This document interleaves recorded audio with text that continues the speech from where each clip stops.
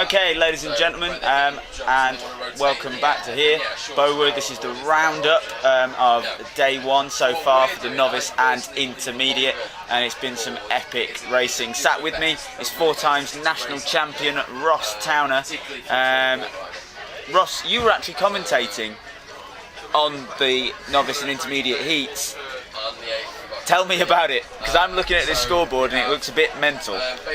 Yeah, I mean, I think for me, one of the surprise teams is EFL. It's only their second comp, and they look like a brilliant team to me. But you've got sort of a load of fast teams in there. You have Bordering on Nuts, 50 Shades of Bay, and this is in the novice, isn't it? Yeah. And Chasing Tails. So there's some really good teams in there, but for me, I think EFL and Bordering on Nuts have been sort of nailing it the most, really. Well, so the results are, in 4th place is Chasing Tails, yeah. In 3rd place is 50 Shades of Bay, in 2nd place is EFL Horseboarding, and then in 1st place is Bordering on Nuts. Explain to me, they're 2 seconds up, and EFL, I know they weren't going slow. No. They've got a standing border. Bordering on Nuts. Bordering on Nuts do, yeah. But like, that must have been epic to watch go around the arena. Yeah, I mean, a few of the teams struggled to get round, and I mean, EFL Patch on the board, he fell on the same corner a number of times, but all they had to do was get one really fast run in there, and it took them up to 2nd place. So they sort of did it right towards the end, but got that run in.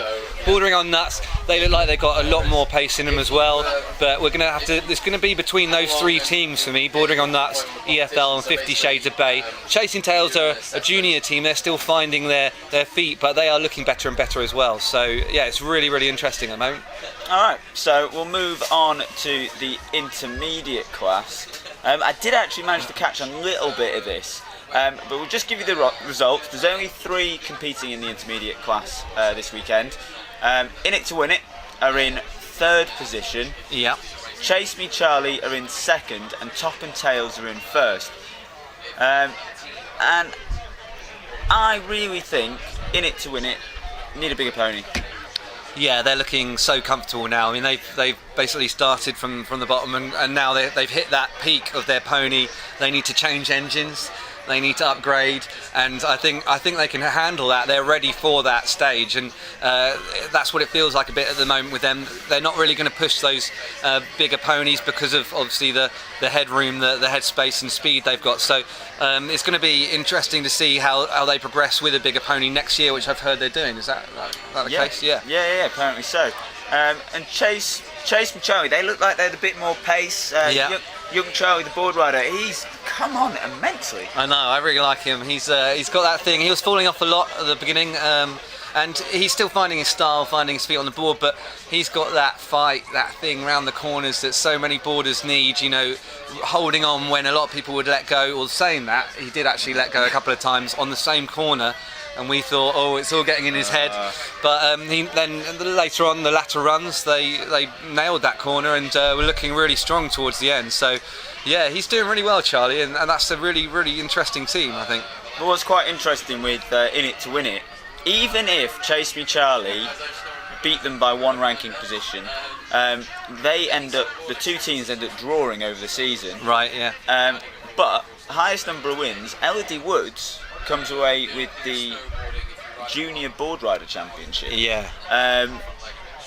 So, and she's done that on a Shetland. Yeah, exactly. Oh yeah, they need a bigger engine. No, exactly, that's what I'm saying. She looks so comfortable out there. I mean, she's staring and laughing at the commentary box as she goes around.